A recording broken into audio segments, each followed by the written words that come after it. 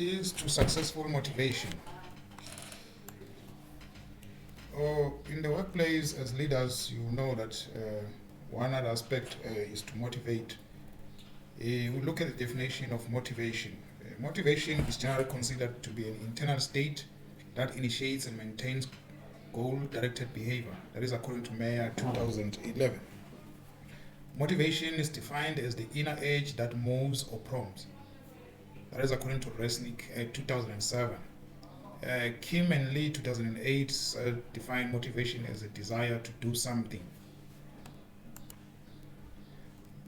There is the motivation process, whereby one has to have an unsatisfied need. From there, he or she develops a tension. Then an effort is made to satisfy that need. Then we have got the satisfied need. Then the tension will be reduced. That is tension reduction. Under the effort, the particular person has to make an intensity, and has to take a direction, and has to be persistent. So that completes the whole motivation process. That is an unsatisfied need, tension, effort, satisfied need, tension, reduction. There are many theories of motivation. However, for the purposes of our study leadership course, we picked relevant motivational theories.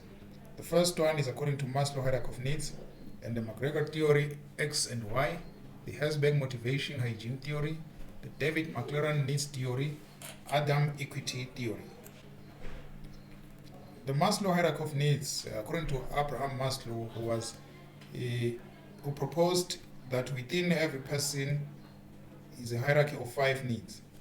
In actual fact, Abraham Maslow said we have got what we call a physiological needs, which are food, drink, and shelter.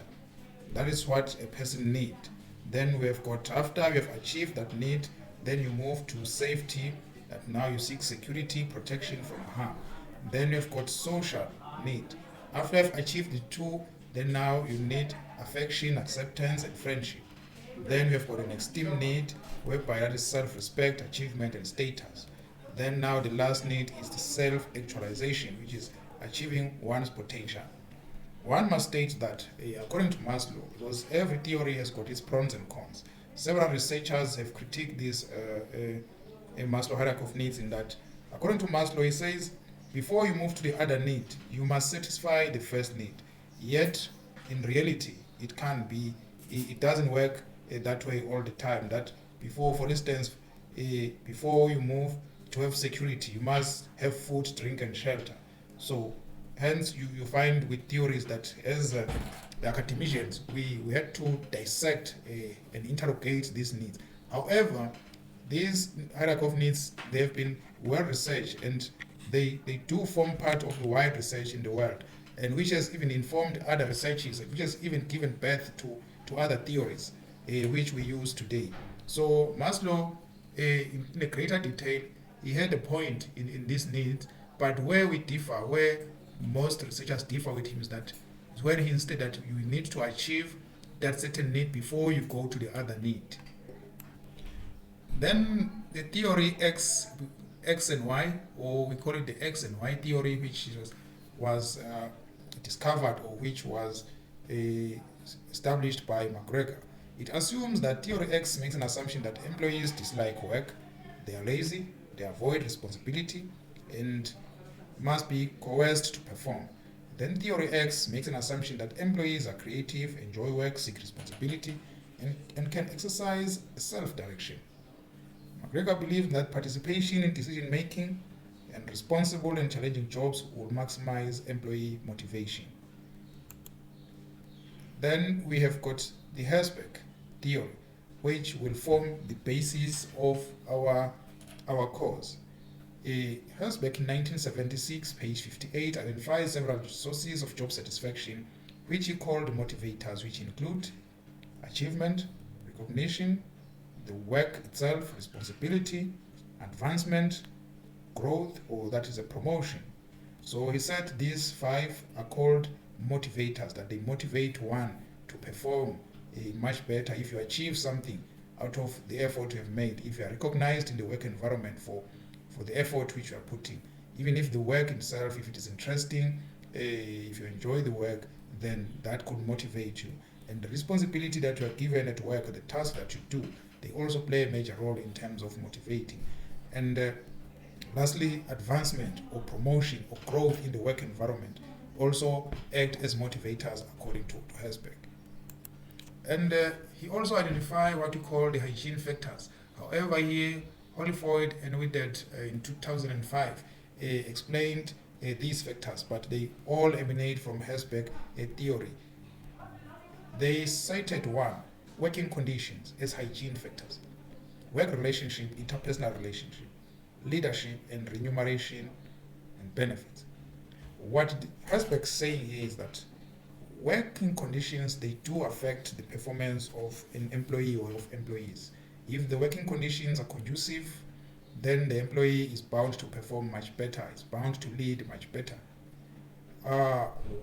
Also with the work relationship, that is the relationship he or she has with other staff members, it's key. If the relationship is healthy, that means the results will be positive. But if the relationship is not good at all, so that is bound now to give us a negative performance. Also leadership counts in that aspect, in remuneration and benefits.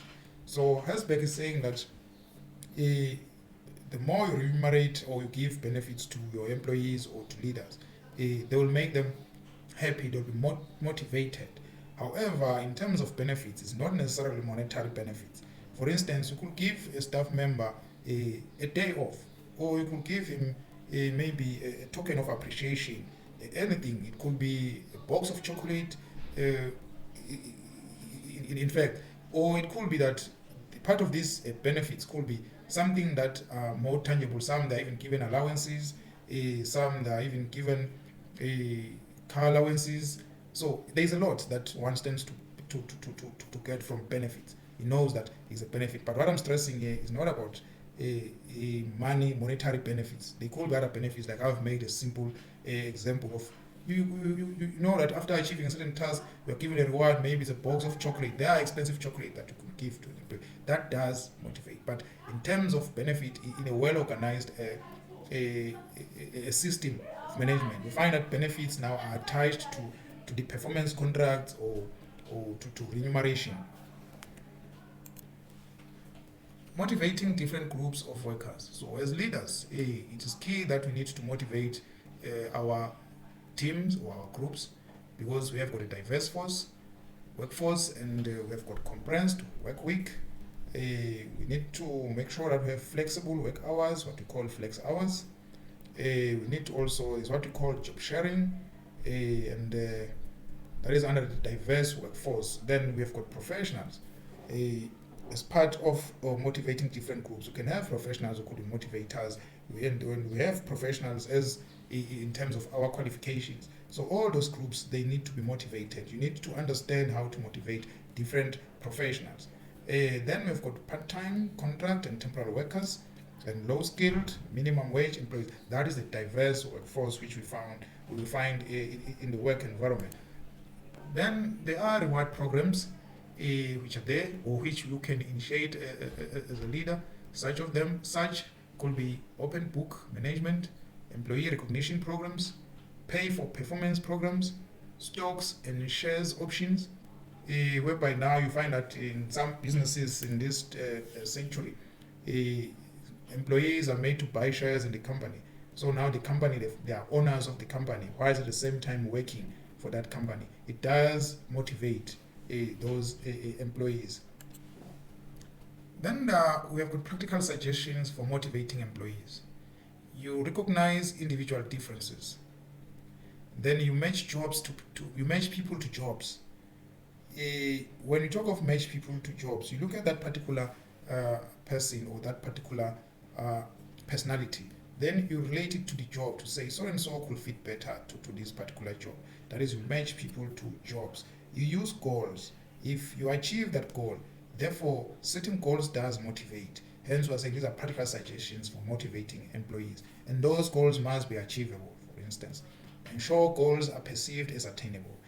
Then you can Also have individual rewards, so that that particular employee could know that if I've achieved this is what I'm going to get. And also link rewards to performance. It does help motivate employees. And check the system for equity. And you have to use recognition. Recognition comes in different forms. It could be a written thank you letter, it could be verbal. There are so many ways to recognize staff members. And don't ignore money. Well, money it does motivate, but as leaders, we must be fair and square that money cannot make employees who are reporting on duty say at 8:30 instead of 8. They cannot wake up the next day and wake up and report at 8. So money, it was found that in as much as is needed, it doesn't change someone's work ethnic. In fact, that's the research which we have. But we know that money in essence is needed, and money, it helps to retain staff members in the organization, in the ministry, because they will seek greener pastures where they see more remuneration and benefits and so forth. Effective managers need to understand how and why employees are motivated. We will motivate them so that we could achieve the ministry's goals, the department goals. Different groups of workers require different approaches to motivation. Hence, it is crucial for a leader to understand the different groups so that you could know what type of motivation you can use for that particular group. Money is an important incentive in employee motivation. However, as I've already explained, that studies have found the other component about money, but indeed all jobs they do give that incentive as money in terms of salary.